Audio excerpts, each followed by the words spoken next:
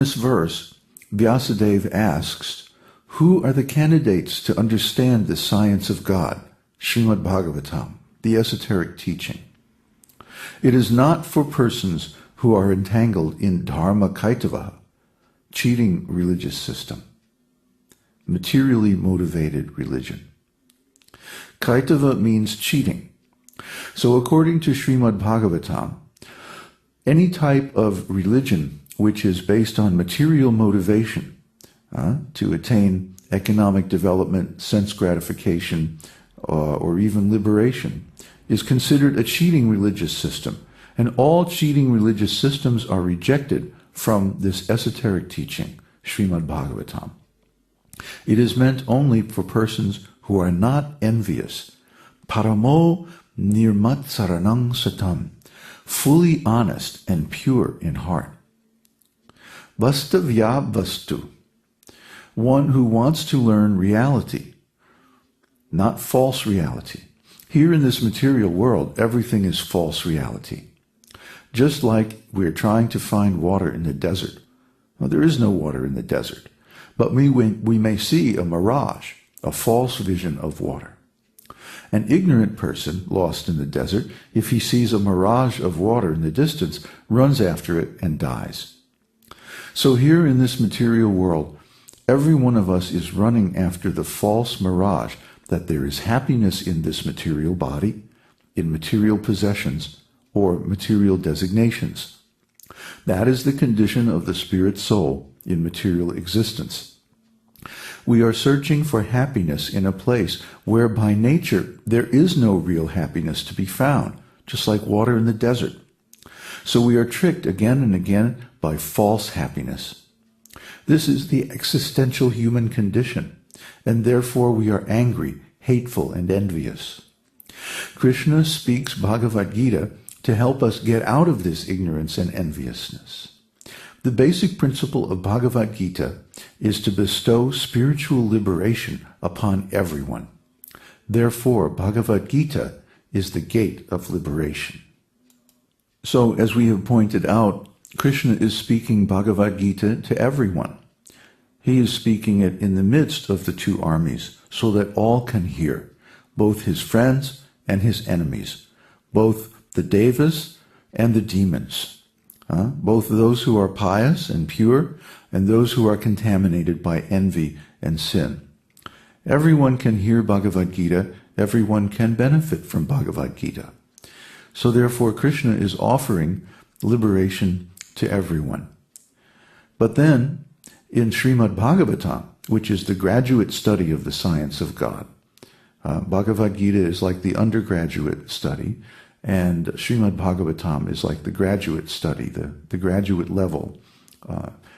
The conditions are given there that actually this science of God is only for those who are completely pure in heart.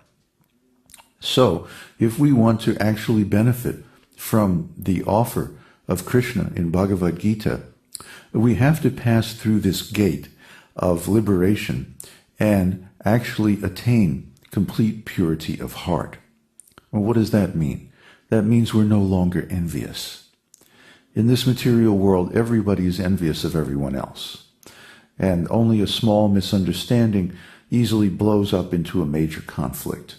This is the material world. Why? Because everyone is unsatisfied. We're searching after beauty and pleasure and truth, and we're not finding any. These things are necessary for the soul. Just like the material body, we have to have at least one good meal in a day. Otherwise, our health will suffer and will become weak. So similarly, the soul also needs nourishment and nutrition. Well, what is the nutrition for the soul? Beauty, love, and absolute truth. If we are denied these things, then our soul becomes unhealthy. And when our soul becomes unhealthy, then we develop all these negative qualities: anger, enviousness, lust, greed, and so forth. So we have to feed our soul, nourish our soul, so that we become spiritually healthy. And the way of doing this is given in Bhagavad-gita, and then beyond that in the esoteric teaching of the Srimad Bhagavatam. Now, we do not recommend that people study Srimad Bhagavatam until they have prepared themselves properly by going through Bhagavad-gita. But not just any Bhagavad-gita. Bhagavad-gita as it is. Not a Bhagavad-gita that is based on someone's own motivated interpretation. Okay? Why? Because the next stage, you're going to have to go through Srimad Bhagavatam. And Srimad Bhagavatam says that the highest truth is understandable only by those devotees who are fully pure in heart. So if we try to prepare ourselves for Bhagavad Purana, Srimad Bhagavatam, by reading some Gita which is translated or interpreted by someone whose motivations are not pure, we will not be able to understand the esoteric teaching. We will miss the point because we have taken somebody's interpretation, somebody's own idea instead of the idea of Kṛṣṇa. So there's no need to interpret Bhagavad-gita. Bhagavad-gita is already perfect just the way it is. Each word in Bhagavad-gita means what it says it is, its own dictionary meaning. We don't have to interpolate any other meaning in Bhagavad-gita. We don't have to say that the field of kuru-ksetra is actually the body and the 5 Pandavas represent the senses. Now, who authorized this interpretation? Do we find it anywhere in the other works of Vyasadeva? No. So this is someone's idea. Or to say that it's not really the person Kṛṣṇa that we have to surrender to, but we have to surrender to the unmanifest Brahman within the heart. Well, who came up with this? Was this Vyasadeva's idea? No. Was this Kṛṣṇa's idea? No. Kṛṣṇa says, Manmana bhava madbhakto madhyajimam namaskuru. Surrender to me. Think of me. Worship me. And surrender to me. Sarva dharman parityaja mam ekam sharanam vraja. Give up all other kinds of dharma, all other kinds of religion, and just surrender unto me. Me, mam, the person, myself, I. It's very clear.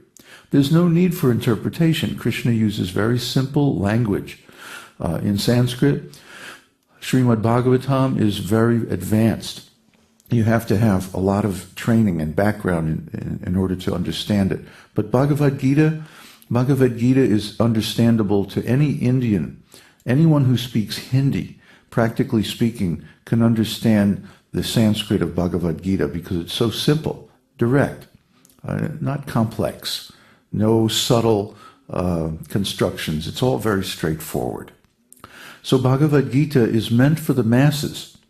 Bhagavad-gita is meant for the Gokara, the ordinary people who are trapped in material life because they have no access to spiritual knowledge. So Bhagavad-gita gives them what they need to get started. But the real essence is there in Srimad Bhagavatam. This is the esoteric teaching. This is what we are leading up to. So we're studying Bhagavad-gita very methodically and systematically so that we can return to our original perfect body.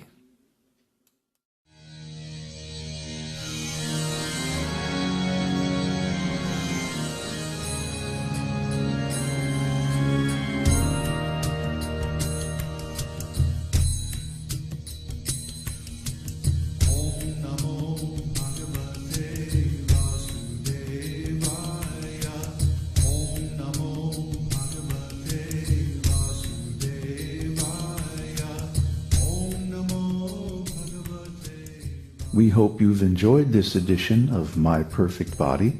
This is David Hughes, your host, reminding you to visit us on the web at esotericteaching.org, where you can purchase the complete Esoteric Teaching Introductory Seminar DVD and many CDs of transcendental music and mantras.